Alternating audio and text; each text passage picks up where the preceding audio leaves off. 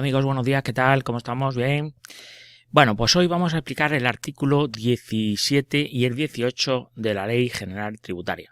Os recordamos, en la cajita os dejo el enlace a nuestra página web donde hay mucha información sobre la preparación de las oposiciones de técnicos, agentes e inspectores de Hacienda, tanto en nuestras tres modalidades, tanto en la modalidad online como en la modalidad presencial, como en nuestra nueva modalidad Flash.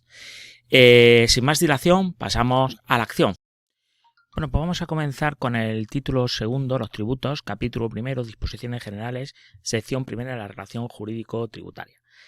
Empezamos con el artículo 17, que acabamos de ver hoy, el 17 y el 18. Dice el artículo 17, la relación jurídico-tributaria. Se entiende por relación jurídico-tributaria el conjunto de obligaciones y deberes, derechos y potestades originados por la aplicación de los tributos, ¿vale? Cuidado con esto porque no solamente la relación jurídico-tributaria consiste en obligaciones, también hay deberes, derechos y potestades. Por lo tanto, no solamente son las obligaciones, no solamente se va más allá, el concepto de relación jurídico-tributaria va más allá del concepto de obligación tributaria. Puede existir aun cuando no exista obligación tributaria. Os voy a poner un ejemplo. Imaginaos una persona, ¿vale?, que recibe un premio. Resulta que ese premio, por el artículo 7 de la ley de IRPF, le resulta que está exento y no tiene que tributar por él. Por lo tanto, en principio, no tiene obligación, ¿vale?, de tributar por el IRPF, porque está exento del IRPF. Pero, sin embargo, por lo que sea, puede ser que por obligaciones formales la ley te obligue que aunque esté exento ese premio, tienes obligación de presentar tu declaración de la renta, ¿vale? Para dar información a Hacienda de ese premio, aunque no tengas obligación de pagar dinero a Hacienda, pero sí tienes que presentar, por obligaciones formales, tienes que presentar tu declaración. Por lo tanto, el concepto de relación jurídico-tributaria va más allá de pagar impuestos o de obligaciones tributarias, ¿vale? Vale, pues eso es más o menos lo que voy a decir el punto 1. Os he puesto un ejemplo para que más o menos pues se entienda. Segundo punto. Dice, de la relación jurídico-tributaria pueden derivarse obligaciones materiales y formales para el obligado tributario y para la administración, así como la imposición de sanciones tributarias en caso de su incumplimiento. Bueno, os comento, no solamente, de la relación jurídica no solamente se derivan obligaciones materiales, quiere decir, no solamente es pagar impuestos, ¿vale?, sino que también, aparte de eso, pueden surgir obligaciones formales. Por lo tanto, por ejemplo, podría ser una obligación formal, pues llevar la contabilidad, llevar los libros registros de IVA, llevar los libros registros de IRPF, de factura emitida, en fin, obligaciones formales, ¿vale? Y con respecto a las sanciones tributarias no se consideran obligaciones tributarias. La ley no te obliga a que pagues impuestos, a que pagues sanciones, perdón. La ley lo que te obliga es, si tú incumples las obligaciones tributarias, pues como consecuencia de ese incumplimiento, el Estado te puede poner sanciones. En este caso son sanciones punitivas por parte del Estado, ¿vale? En caso de su incumplimiento. Por lo tanto, cuidado con eso, que las sanciones no son obligaciones tributarias, porque no viene del cumplimiento de una obligación, viene por el incumplimiento de una obligación. Por lo tanto, no son obligaciones tributarias. Ojito con ese detalle, ¿vale? Y luego el punto 3. Dice, son obligaciones tributarias materiales las de carácter principal, las de realizar pagos a cuenta, las establecidas entre particulares resultantes del tributo y las accesorias. Son obligaciones tributarias formales las definidas en el apartado 1 del artículo 29 de esta ley. Bueno, pues todo esto lo estudiaremos más adelante. Ahora mismo no nos vamos a meter, ¿vale?, con el tema para ver todo esto. Lo único que os digo es que, pues, bueno, las de carácter principal están en el artículo 19, las de realizar pago a cuenta las tenéis en el artículo 23, que ya la veremos más adelante, las establecidas entre particulares las tenéis en el artículo 24, y las accesorias, que son, pues, los intereses de demora, el artículo 27, declaración temporal sin requerimiento previo, el artículo 28, que son recargos del periodo ejecutivo, ¿vale? Y después tenemos por otro lado las obligaciones formales, que son las definidas en el apartado 1 del artículo 29, que como digo, pues ya lo veremos más adelante, ¿vale? Porque aquí no vamos a saltar de artículo a artículo, si no esto no se acabaría nunca, ¿vale? Vamos a ir artículo por artículo. Vale, vamos a poner un ejemplo de esto también para que veáis un pequeño ejemplo, ¿vale? Vamos a suponer, ¿vale?, una persona que resulta vamos a llamarle Juan, ¿vale?, que compra un piso a una persona, a Jonathan, que Jonathan resulta que es un alemán, ¿vale?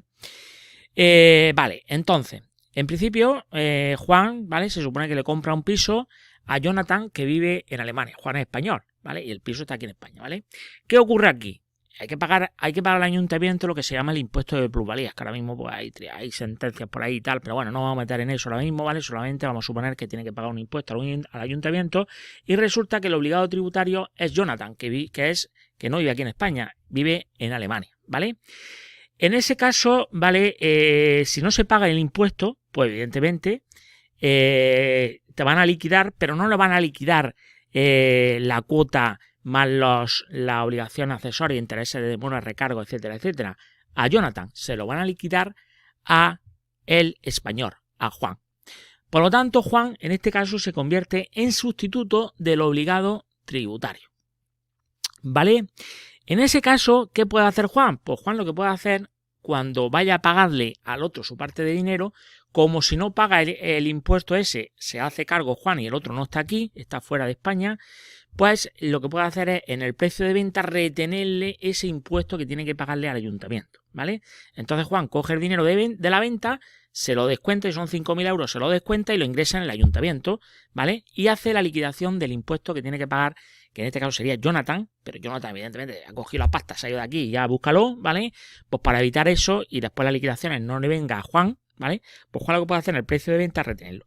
Si no ha hecho eso y Jonathan no paga ese impuesto al ayuntamiento, pues evidentemente se convierte en Juan en sustituto del obligado tributario principal. Por lo tanto, la liquidación se la van a hacer a Juan, que es el que está aquí en España, y el piso está aquí en España. ¿Vale? Y además de eso, también se le va a liquidar a Juan las obligaciones accesorias, quiere decir, recargos, intereses de demora y lo que corresponda, ¿vale? Por lo tanto, aquí la liquidación, Juan lo único que puede hacer es del precio de venta cogerle ese dinero e ingresarlo en el ayuntamiento que corresponda, pero la liquidación de los intereses de demora, recargo y todo eso no se los puede quitar al otro. ¿Por qué? Porque se supone que Juan se convierte en sustituto del obligado tributario, ¿vale? Luego en el punto 4 te habla ahí de la asistencia mutua, ¿vale? La asistencia dice, en el caso de asistencia mutua podrán establecerse obligaciones tributarias a obligados tributarios, cualquiera que sea su objeto, de acuerdo con lo establecido en el artículo 29 bis de esta ley. Ya sabéis que también desde el 1 de enero de 2012 tenemos la asistencia mutua, que como he comentado otras veces, si no lo comento ahora, digamos que es una serie de obligaciones, una serie de acuerdos entre los países para cobrarle la agencia tributaria de cada país, cobrarle a las personas que son de otro país, ¿vale? E ingresar a la agencia tributaria. Por ejemplo, imaginaros que hay aquí en España un alemán, ¿vale? Resulta que está en la costa, que tiene un piso en la costa y se ha venido de Alemania aquí y está aquí residiendo aquí. Claro, imaginaros que debe una cantidad de dinero a la agencia tributaria alemana. En ese caso, lo que puede hacer la agencia tributaria española, coge, le recauda ese dinero, ¿vale? Y lo ingresa en la agencia tributaria alemana. Lo mismo sería si un español se va a vivir a Alemania, ¿vale? Y resulta que está allí, por lo tanto, y debe un dinero a la agencia tributaria española. Pues la agencia tributaria alemana puede coger, recaudarle ese dinero e ingresarlo en la agencia tributaria española. Eso es la asistencia mutua, básicamente, o a modo para que se entienda. Y por último entramos con el punto 5. Dice, los elementos de la obligación tributaria no podrán ser alterados por actos o convenios entre los particulares que no producirán efectos ante la administración, sin perjuicio de las consecuencias jurídico-privadas. Bueno, aquí hay que tener cuidado con esto, ¿vale? Aquí lo que se establece es una indisponibilidad de los elementos de la obligación tributaria. Quiere decir, aquí en el derecho tributario, que no tiene por qué ocurrir en el derecho mercantil, en el derecho civil o en otro tipo de derechos, ¿vale? Prima el principio de reserva de ley. Quiere decir, todo tiene que estar establecido por ley. No puede venir un acuerdo entre dos particulares y modificar, digamos, lo que se establece una obligación, lo que establece el IRPF, lo que establece una obligación tributaria. Eso aquí en derecho tributario no se da. En el derecho privado sí se puede dar, ¿vale? Tiene consecuencias jurídico-privadas. Por lo tanto, como digo, aquí en el derecho tributario rige el principio de reserva de ley. Quiere decir que si yo tengo que la obligación, el IRPF me dice una cosa, no pueden venir dos particulares, pactar un contrato de compra-venta y hacer lo que le dé la gana y saltarse el IRPF. O sea, establecer unas condiciones con respecto al IRPF. No se puede hacer. Ellos pueden pactar otras condiciones privadas, de pago o de lo que sea, pero no pueden pactar, digamos, modificar el IRPF. Porque el IRPF se tiene que modificar por ley, no por acuerdo entre las partes. Pues aquí está un principio de indisponibilidad de los elementos de la obligación tributaria. No obstante, aún así, ¿vale? Como dice por aquí, ¿vale? Pueden pactar en un contrato de compraventa, por ejemplo, se pueden pactar relaciones jurídico-privadas distintas a lo que establezcan las partes. Pero claro, a efectos puede ocurrir, ¿vale?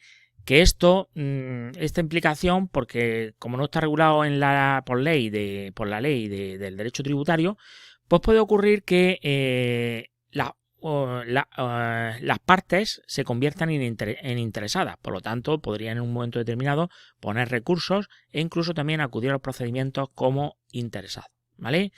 Pero bueno, aquí lo que prima, como digo, es que lo que dice la ley del IRPF, no pueden llegar dos personas con un contrato de compra-venta y modificar con acuerdos la ley del IRPF. La ley del IRPF es una ley que se tiene que modificar con otra ley, ¿vale? Por lo tanto, prima el principio de reserva de ley, ¿vale? Por lo tanto, no pueden venir dos partes con acuerdos jurídico-privados y modificar la ley del IRPF o la ley de impuestos a sociedades o cualquier otra obligación tributaria a partir de una ley. Y por último, ya con esto terminamos, ¿vale? Pues tenemos aquí, bueno, si queréis ampliar esto, pues podéis ampliarlo con los artículos 19, el 25, al 34, el 39 y el 40 de la presente ley. De todas formas, como digo, iremos viéndola poco a poco. Y por último, en el artículo 18 se establece la indisponibilidad del crédito tributario. Bueno, aquí dice que el crédito tributario es indisponible, salvo que la ley establezca otra cosa, ¿vale? Bueno, en este artículo lo que se establece es una indisponibilidad, pero en este caso no para el obligado tributario, como se establecía en el 17.5, sino para la agencia o la administración tributaria, la administración en este caso, ¿vale? Por lo tanto, se supone que la administración no puede coger el crédito tributario y hacer con él lo que le dé la gana. Quiere decir, lo que yo he recaudado de la agencia tributaria, por ejemplo, para un ejemplo, no puede coger, si lo que recauda del IRPF, coger y destinarlo a pagar a los funcionarios, sino eso tiene que ingresarlo en el Tesoro Público y ya por la administración, vía presupuestos, pues destinará esos ingresos tributarios a donde corresponda, pero no puede coger y hacer la administración tributaria lo que le dé la gana con el cobro de IVA, con el cobro del IRPF y con el cobro del impuesto de sociedades, por poner un ejemplo. Por lo tanto, en el artículo 18 se establece una indisponibilidad para la administración. Sin embargo, en el 17.5 se establece una indisponibilidad, que es decir, no se puede alterar, para los obligados tributarios, ¿vale? Cuidado con eso y que quede todo bastante claro. Bueno, pues hasta aquí nuestra explicación de los artículos 17 y 18 de hoy. Pues nada, amigos, espero haber aportado valor y nada, mucho ánimo a todos. Nos vemos en el próximo vídeo. Chao, chao.